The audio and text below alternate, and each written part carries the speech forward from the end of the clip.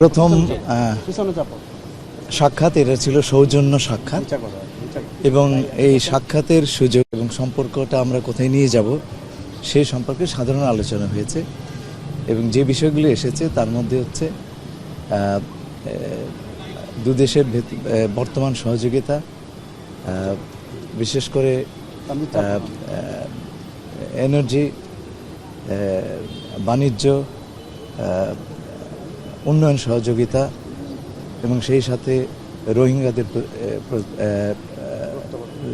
রোহিঙ্গাদের যে সাহায্য যুক্তরাষ্ট্র দিয়ে যাচ্ছিল, তারা পৃথিবীর সবচেয়ে বড় ডোনার রোহিঙ্গাদের জন্য, সেটা তাদের সাহায্য অব্যাহত রাখা, এই বিষয়গুলি আলোচনা হয়েছে। রাশিয়ার কাছ থেকে তেল কেনার বিষয়ে তারা কোনো অবজেকশন বা কোনো কিছু জানিয়েছে কিনা? না, এই বিষয়ে আলোচনা হয়নি। না, হয়নি। জ্বালানি নিয়ে যে সংকট চলছে এখন, বাংলাদেশ রাশিয়াকে তেল কিনতে একটা চিঠি দিয়েছিল, আমরা যেটা শুনেছি, জ্বালানি মন্ত্রী, সেটা নিয়ে কোনো না, আজকে আলোচনা হয়নি সেটা নিয়ে। মাননীয় প্রধানমন্ত্রী স্বাভাবিকভাবে উনি প্রায় 2 মাস দায়িত্বকাল, তিনি বিদেশে যাওয়ার বিষয়ে এখনো সিদ্ধান্ত হয়নি। সার্বিকভাবে বাংলাদেশ জ্বালানি যে সংকটে পড়লো, সেই সংকট মোকাবেলা করার জন্য যুক্তরাষ্ট্র কোনোভাবে বাংলাদেশের সহযোগিতা করতে পারে কিনা? এই বিষয়ে আমার সঙ্গে ওয়াশিংটনে যুক্তরাষ্ট্রের আপনার energy minister, energy secretary Chris রাইটের সঙ্গে আলাপ হয়েছে। তার সঙ্গে আমি বেশ কয়েকটি বিষয়ে কথা বলেছি। আমরা গোপনীয়তার স্বার্থে এটা এখনও প্রকাশ করতে পারছি না, কিন্তু আমাদের প্রতি, আমাদের জ্বালানি সিকিউরিটির জন্য তারা সাপোর্ট করবেন সেই নিশ্চয়তা আমাদেরকে দিয়েছে। বিষয় অনেক জায়গায় দেখছি যে অন্য জায়গা থেকে তেল কিনতে আমাদের যুক্তরাষ্ট্রের গোপন চুক্তি ছিল, সেই কারণে আমরা বিভিন্ন বিশ্বের অন্য দেশ থেকে তেল কিনতে পারছি না, এরকম কোনো? প্রথম কথা হচ্ছে, যুক্তরাষ্ট্রের সঙ্গে আমাদের কোনো গোপন চুক্তি নাই। এই যে চুক্তি, সেটা আমরা প্রকাশ করে দিয়েছি।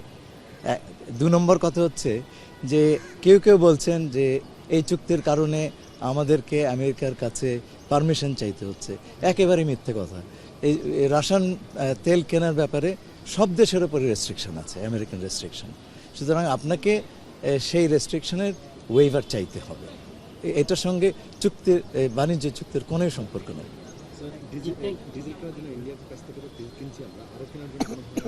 আমরা সব রকম সোর্স থেকে কিনব। আমরা চাইছি যে আমাদের ক্রেতারা সুলভ মূল্যে এই ডিজেল কিংবা অন্যান্য এনার্জি প্রোডাক্টগুলি পান।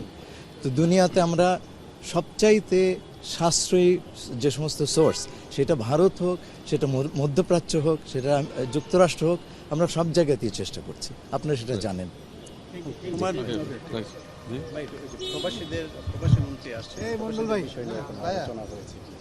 না, প্রবাসীদের ব্যাপারে আমরা যেটা পররাষ্ট্র মন্ত্রণালয় থেকে তো বারবার বলা হচ্ছে যে আমাদের নাগরিক হচ্ছে প্রাধান্য, বাংলাদেশি নাগরিকরা।